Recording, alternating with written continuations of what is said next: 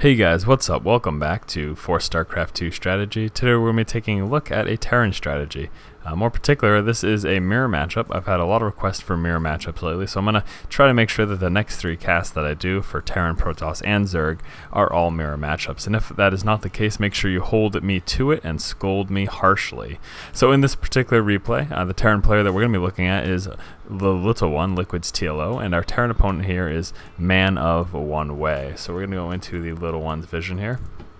In particular, what we're going to be looking up in this matchup is going for some early game Hellion harassment and switching fast tech switching into Thors. Hellion Thor is a pretty potent combo. Hellions do very well against all light units, and Thors can pretty much handle all else. Coupled with some SCVs to repair the Thors and Hellions, this can be a very effective push. Something else to note here is we're going to be looking at what it's like to push out against an opponent who has expanded, how it can be beneficial to you. If you have the capabilities to be aggressive on one base play, you can really take advantage of the resources that your opponent dumped into their expansion. This is something I've covered many times in past strategy replays, and it's something that's going to be covered in this one in particular as well. So again, we're looking at the little one here, pretty standard build order, no scouting thus far actually. I think he was too caught up in all this pre-game banter that took place between the two of them, which of course there's nothing wrong with that. Have some fun while you're playing. As far as the opening build order though, what we saw was a 10 supply depot, 12 barracks, and 13 refinery, the very standard. Also that going to be following that up with a 16 orbital command. So at this point the little one is going to be scouting. I personally try to suggest scouting around that 10 supply. Especially on maps such as this one. This is Delta Quadrant. Maps like this where it's 4-player maps, you want to make sure that you get in your opponent's base early enough to see if there's any sort of cheese rush going on, anything like that. Look for any proxy barracks that could be happening. If you move into their base and you don't see any barracks, then you'll know there's a proxy somewhere. Also looking for any sort of early Reaper harassment. So I definitely suggest scouting sooner rather than later. So you can see here for the little one, the Orbital Command's just finishing right now, and his barracks is pumping out some early game Marines. So very standard again as far as openings are concerned. Now we're going to be trying to move into his base here, but this Marine does push us back. No reason to lose that SCV unnecessarily.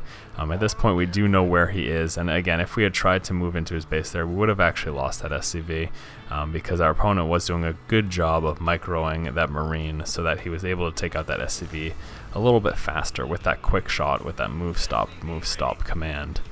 So after this barracks here, what we're going to be doing is getting this factory. Going to be going for, again, those early Hellions, and then following that up with some Thor. Moving out with our initial 3 Marines as well as this SCV to do some early game harassment. This is going to provide us with that scouting that we weren't able to initially get, because if we can push into his base with this force, we're obviously going to see what he has. Also, just going to be a good offensive, using that SCV actually to assist in the attack.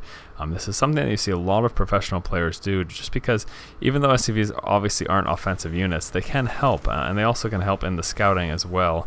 While moving up here, you could scout his natural to see if there's any expansion going down or anything of the like. Now as you can see here, we have our factory up, also going to be attaching this reactor here to our barracks.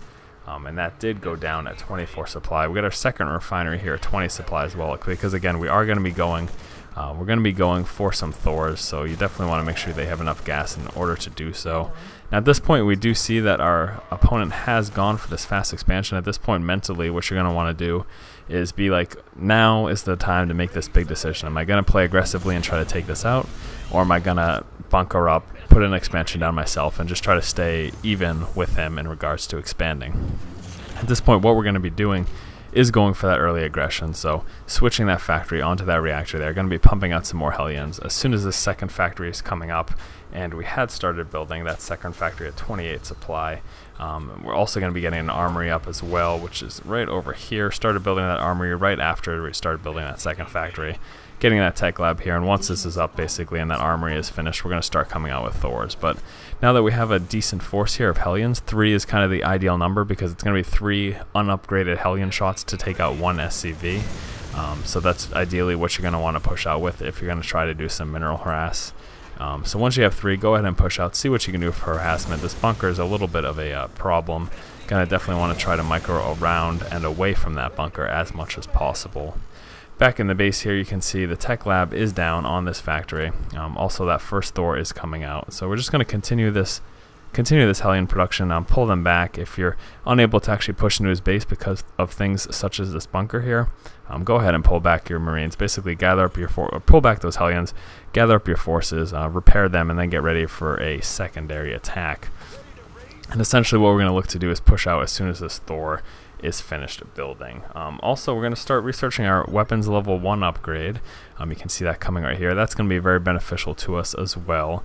Obviously, the more damage that our units do, the better off they are. Clearly, not much of a complication there, nothing too abstract as far as thoughts are considered there. So pushing out with a strong Hellion force, we're going to be able to do a lot of damage. You basically don't want to target fire all of the light units, be it the SCVs or the Marines. It takes a little bit too much to take out these Marauders. You kind of want to save the Marauders for when you do have your Thor with you. They're going to do much better against those Marauders than these Hellions will.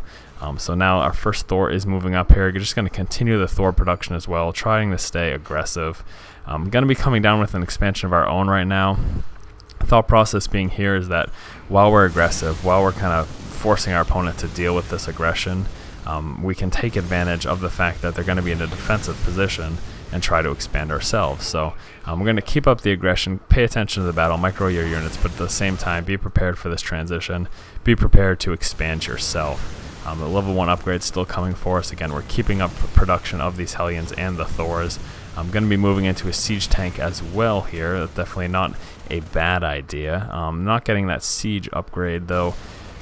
It's kind of iffy as to whether or not you should do that. The truth of the matter is that siege tanks are often underutilized when it comes to just using them without the siege ability. Just using them in standard siege tank mode, they can be very effective. And if this is something that you haven't tried in your own games, it's something that I suggest. So moving forward here, again, with this engagement, you're going to want to use the Hellions to target fire all of those light units, the Marines and the SCVs, and then with the Thors, concentrate on those Marauders or any other heavy units you may be seeing. For example, where there's some siege tanks here, concentrate on those siege tanks with the Thors and the Hellions for all those light units. Now moving in here at this point, we are seeing specifically what our opponent has. He has this 3 racks build, which is a pretty standard bio-heavy build, and luckily the build that we have is going to do very well against that. Now this expansion obviously is not going to be making much use of this because it's kind of sitting far away from here. This is because of all the aggression that we had put on him early in the game, and it looks like he is calling good game at this point. Essentially what you saw here was our opponent went for this fast expansion, these early game Hellions being very, very effective against Marines. And the thing is, with the type of build that he had, this 3 barracks build, he had a sizable amount of Marines. You can see that only one of these barracks here has a tech lab on it, so he was actually only able to produce 1 Marauder at a time. These other ones were used solely for Marines. With that Marine heavy army, having these Hellions are very effective, and the slight amount of Marauders that he did have, our Thor is quite easily able to take him out, especially with this SCV here.